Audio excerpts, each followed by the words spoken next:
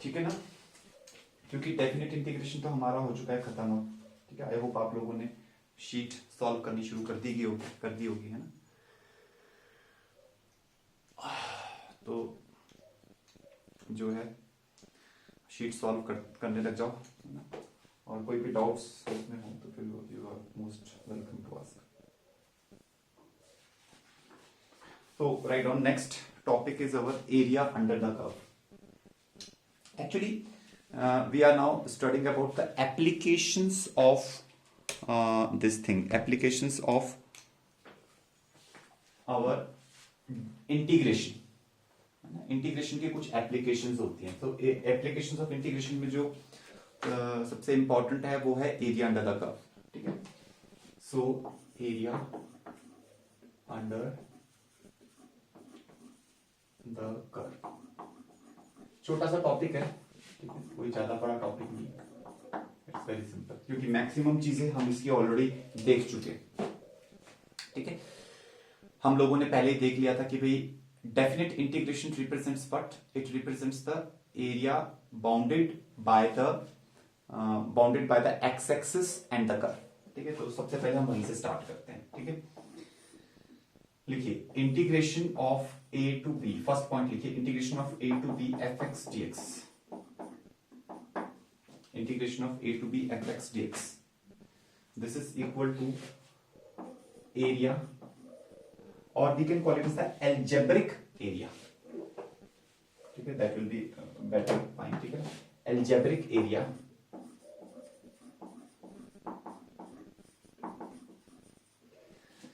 Bounded between y is equal to fx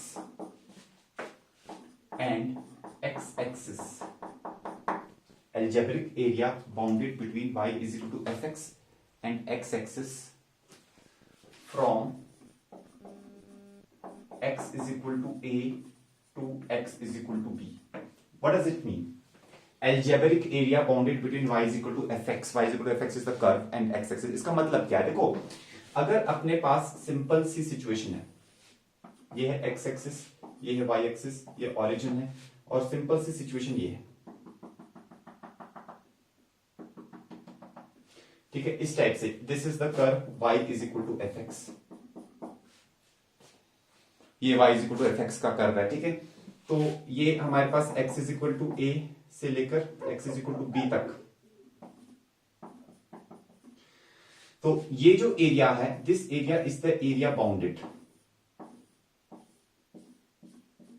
this area is the area bounded between these two curves, between these two points. Okay, x is equal to a to x is equal to b।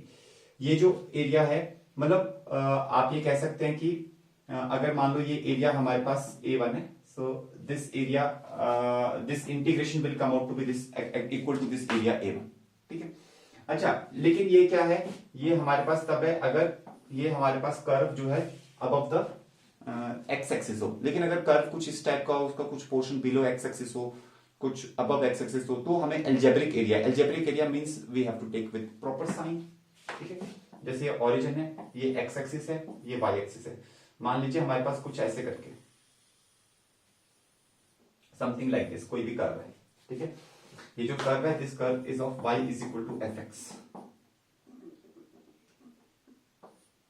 ठीक है, y is equal to f x वाला curve है ये। ठीक है, और let us suppose कि x is equal to a यहां है और x is equal to b यहां है। x is equal to a से लेकर x is equal to b तक के बीच में हमें देखना है। तो यहां से हम क्या करते हैं, ये वाला एरिया देखो, हमने इसको शेड किया, this area, let us suppose this area, this much area is A1। ठीक है, फिर इसके आगे ये वाला area, let us suppose this much area, this area is your your A2, and then this area is your A3, A1, A2 and A3, ऐसे करके हमारे पास ये एरियाज है। तो फिर ये इंटीग्रेशन क्या रिप्रेजेंट करेगा, मतलब integration a to b fx dx, ये क्या रिप्रेजेंट करेगा, integration a to b fx dx, that will represent the algebraic sum of areas. Algebraic sum of areas का मतलब क्या हो गया कि जो एक्स एक्सिस से ऊपर एरिया है that has to be taken with positive sign, ठीक है, और जो एक्स एक्सिस से नीचे वाला area that has to be taken with negative sign, ठीक है। तो it will represent your a1 minus a2 plus a3। So this integration represents like this, ठीक है। अच्छा, अब अगर हमारे को सिर्फ ये इंटीग्रेशन निकालना है तो ये एरिया ये रिप्रेजेंट करता है। अच्छा, लेकिन अगर क्वेश्चन में यहां पर इस टाइप से आएगा कि भाई find out the area bounded, है ना, लैंग्वेज को ध्यान से समझना, find out the area bounded by the curve and x axis, अगर ऐसे करके आता है। नाउ जब हम बाउंडेड वर्ड यूज कर रहे हैं then the meaning gets changed, ठीक है। जब हम बाउंडेड वर्ड यूज कर रहे हैं तब मीनिंग बदल जाता है। बाउंडेड, बाउंडेड का मतलब क्या है? बाउंडेड का मतलब है ये एरिया, ये एरिया, ये एरिया, हम ये बाउंडेड है इस कर्व और इस एक्स एक्सिस के बीच में, तो हमें ये सारा एरिया कंसीडर करना पड़ेगा, नेगेटिव एरिया नहीं लेना पड़ेगा, ठीक है। तो अब यहीं पे लिखिए, इसी डायग्राम के नीचे लिख सकते हैं नोट, ठीक है। तो we have to be very careful with the language here, ठीक है। So area bounded between y is equal to fx and x axis, area bounded between y is equal to fx and x axis, वो area bounded जो होगा that will be what, it will be your a1 plus a2 plus a3।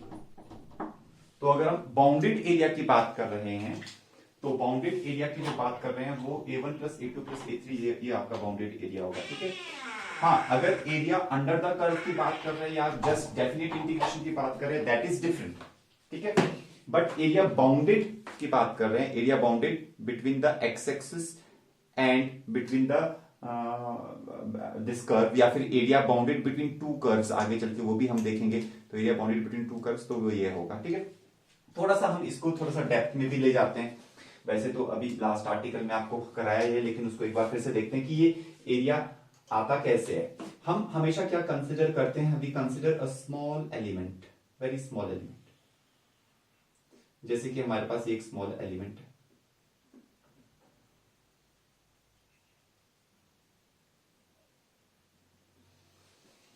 ठीक है, this is a very small element. अच्छा, ये जो small element है इसकी जो विड्थ है वो है dx और इसकी जो हाइट है, इसकी हाइट है y कह लो या y is equal to fx कह लो, एक ही बात। तो ये जो एरिया है, एरिया बिटवीन द, तो ये जो स्मॉल, अगर ये इतना पतला हो जाए तो हम इसका स्मॉल एरिया लिख सकते हैं, दैट इज द dA, वो एरिया हो जाएगा length into width, that will B fx into dx, dA is fx into dx, ठीक है। फिर हम इसको क्या कर सकते हैं, if we integrate it both the sides, तो इंटीग्रेशन मींस, याद है आपको जो अभी हमने लास्ट में किया, integration is nothing but it is the summation, limit n approaches to infinity, summation r is equal to 1 to n, ठीक है, दैट इज बेसिकली इंटीग्रेशन। तो समेशन होता है बेसिकली। तो अगर हम a टू b इसको कर रहे हैं fx dx, ठीक है, तो that is your area a, ठीक है। तो ये हमारे पास एरिया आ जाएगा। तो इस तरीके से छोटा सा एलिमेंट लेते हैं और फिर हम उसको इंटीग्रेट कर देते हैं, ठीक है। ओके, तो ये हमारे पास आ गया जी, नेक्स्ट टॉपिक ये, ठीक है। तो अच्छा, सेकंड पॉइंट जो है, सेकंड पॉइंट लिखिए, area between y is equal to fx and y axis,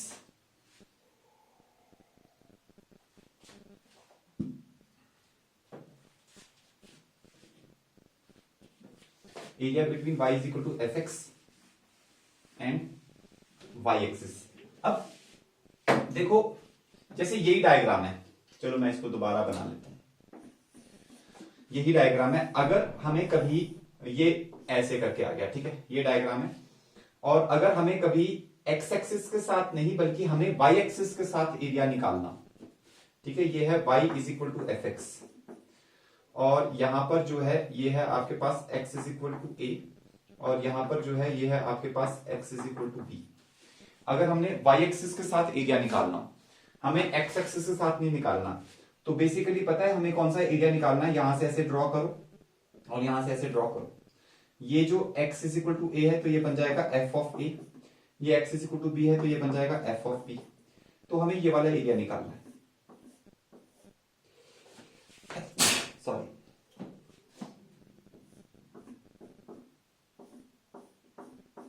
ये वाला एरिया अगर निकाल पूछा जाए कभी भी, तो जो एक तो ये जो होती है ना, जो हम ऐसे करके ये स्ट्रिप बनाते हैं, इसको बोलते हैं वर्टिकल स्ट्रिप।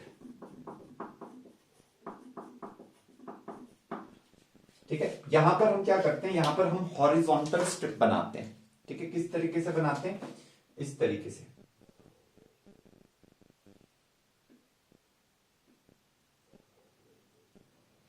इस तरीके से एक हॉरिजॉन्टल स्ट्रिप बनाते हैं।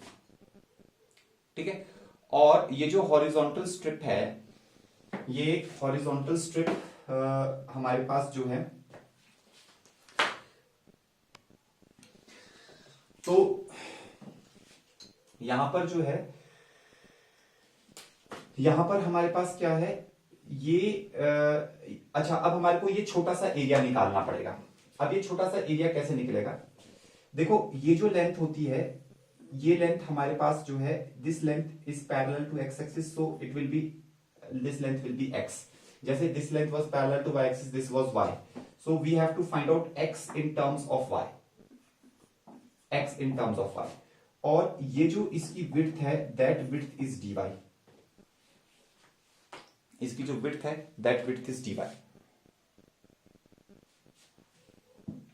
तो हमारे पास जो ये छोटा सा एरिया आएगा, स्मॉल एरिया, वो स्मॉल एरिया आएगा length into width, length is x, x into d y, this is the small area. ठीक है, तो ये जो स्मॉल एरिया आएगा इसको इंटीग्रेट कर दो, तो integration of d A is equal to integration of x d Y,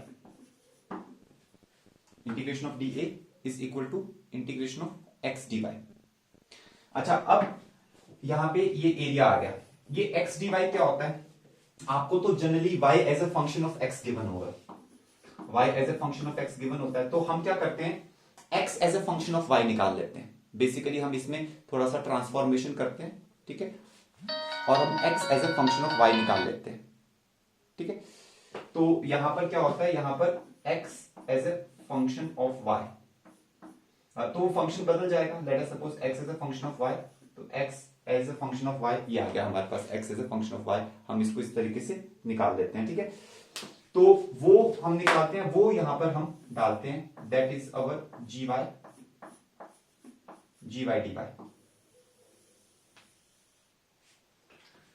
gy dy, इस तरीके से। तो कभी कभी हमारे को एरिया विद y एक्सिस भी निकालना पड़ता है। ठीक है, हाँ ये थोड़ा कम बार होता है,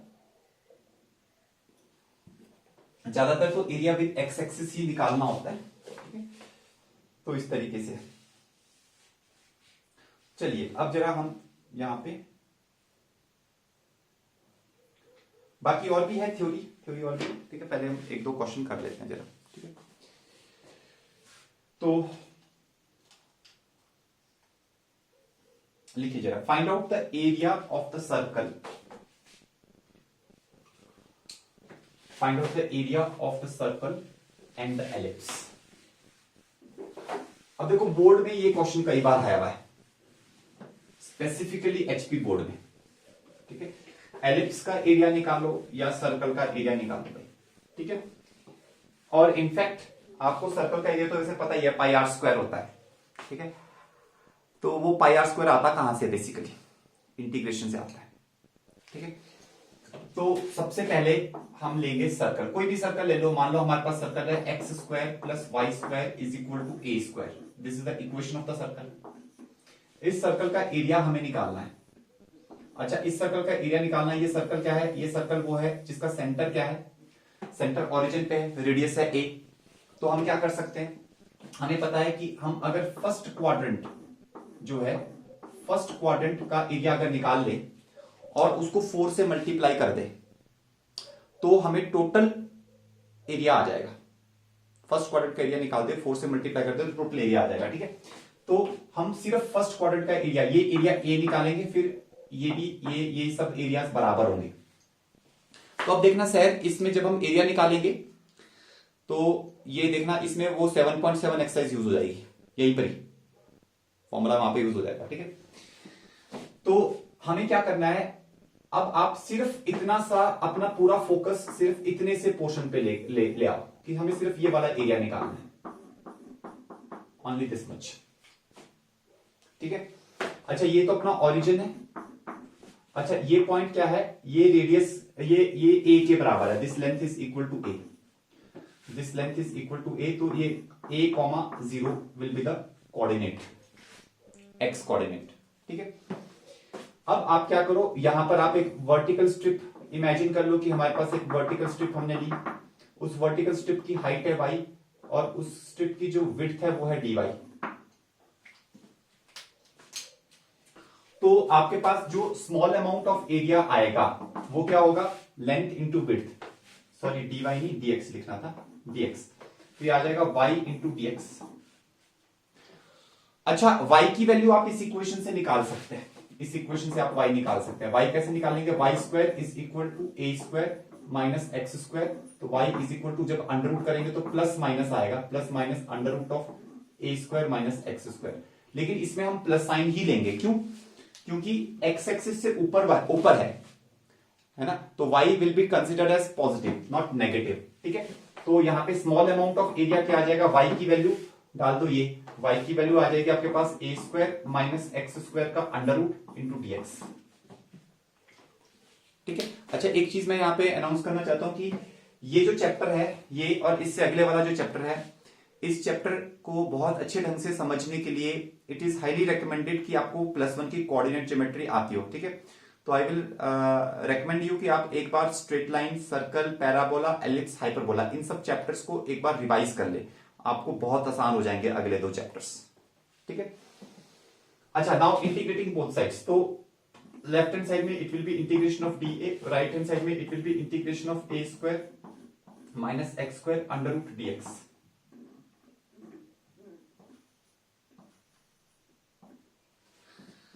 a square minus x square under root of dx, ठीक है। तो यहां पर जो है, यहां पे तो आपके पास ये तो 0 टू a आ जाएगा, 0 टू a आ जाएगा, तो 0 टू a आ जाएगा, तो यहां पर आपके पास जो है, यहां पे जो लिमिट है x की लिमिट कहां से कहां, x वेरी करेगा 0 से लेकर यहां तक, 0 से लेकर a तक, 0 से लेकर स्मॉल a तक, तो इंटीग्रेशन इसका तो a बन जाएगा, है ना, और ये डायरेक्ट फॉर्मूला है, ठीक है। तो क्या होता है ईशानी बताओ फॉर्मूला,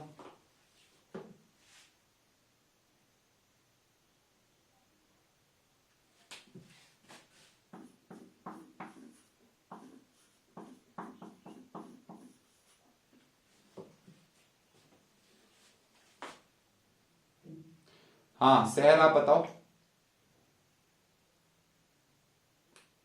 ये चीज है, ये फॉर्मुलेज याद करने पड़ेंगे अभी भी देखो आप लोगों को फॉर्मुलेज याद नहीं है। कुणाल, यानी माइनस नहीं आता, so it will be plus a square by 2 into sine inverse of x by A, ये हमारे पास है। ओके जी, अब यहां पर हम लिमिट डाल देते हैं, लिमिट क्या है 0 टू a। अच्छा तो एरिया आ जाएगा अपने पास, पहले अपर लिमिट डालो, यहां पे अपर लिमिट डालेंगे तो ये आ जाएगा a बाई 2, लेकिन ये 0 बन जाएगा क्योंकि a square minus a square will be 0, plus a square by 2, यहां पे आ जाएगा साइन इनवर्स ऑफ x की जगह पे a डालो, a अपॉन a इज 1, ये अपर लिमिट डाल दी हमने, माइनस अब लोअर लिमिट डालो, लोअर लिमिट में सब कुछ ही 0 हो रहा है, ठीक है। कैसे 0 हो रहा है, क्योंकि अगर x 0 डालेंगे ये 0, sine inverse of 0 is also 0, so everything is coming out to be 0, खत्म। अच्छा अब क्या है, अब आपके पास जो कैपिटल A आ रहा है, capital A is equal to, ये तो 0 हो गया, साइन इनवर्स ऑफ 1 होता है पाई बाई 2, तो ये हो जाएगा a square by 2 into pi by 2, तो बेसिकली ये बन जाएगा पाई a स्क्वायर बाई 4। लेकिन ध्यान रहे ये तो सिर्फ एक क्वाड्रेंट का एरिया था, तो टोटल एरिया कितना आ गया, total total area will be 4 times A, so it will B pi A square. तो यही होता है सर्कल का एरिया। तो बड़ा सिंपल सा है, वेरी सिंपल। इसी ढंग से एलिप्स का एरिया भी निकाल सकते हैं, ठीक है। तो वो भी मैं फटाफट से बता देता हूं, क्योंकि वो एनसीईआरटी का क्वेश्चन है और वो आते रहते हैं, ये सब चीजें आ सकती हैं, ठीक है, सब्जेक्टिव पेपर में। अच्छा, सब्जेक्टिव पेपर जो अपना होता है, क्योंकि अप्रैल में तो पूरा सब्जेक्टिव पेपर होगा, तो यहां से 6 नंबर का क्वेश्चन आता था पहले, ये भी बोलना पड़ेगा, आता था, ठीक है ना। तो ऑफ कोर्स काफी यहां से अब थोड़ा ज्यादा का ही आएगा, 6 से ज्यादा का आएगा, क्योंकि 50% का सिलेबस हो रहा है ना, तो 6 से ज्यादा का ही आएगा इनफैक्ट, ठीक है। अच्छा, एलिप्स कैसा होता है वो भी अब आपको देखो याद होनी चाहिए। एलिप्स की इक्वेशन, एलिप्स का शेप, ये सब चीजें याद होनी चाहिए। एलिप्स का शेप ऐसा होता है, इसकी इक्वेशन कैसे होती है, इसकी इक्वेशन होती है x square by a square plus y square by b square is equal to 1। This is the equation of the ellipse, ठीक है। अच्छा, इसमें हम क्या करेंगे, इसमें भी हम फर्स्ट क्वाड्रेंट जो है, फर्स्ट क्वाड्रेंट का एरिया निकालेंगे, उसको 4 से मल्टीप्लाई कर देंगे, ठीक है। फर्स्ट क्वाड्रेंट का एरिया निकालेंगे, 4 से मल्टीप्लाई कर देंगे, यही फॉर्मूला लगता है। थोड़ा सा इक्वेशन अलग बनती है, ठीक है, थोड़ा सा डिफरेंस आता है, बट बिल्कुल सिमिलरिटी है।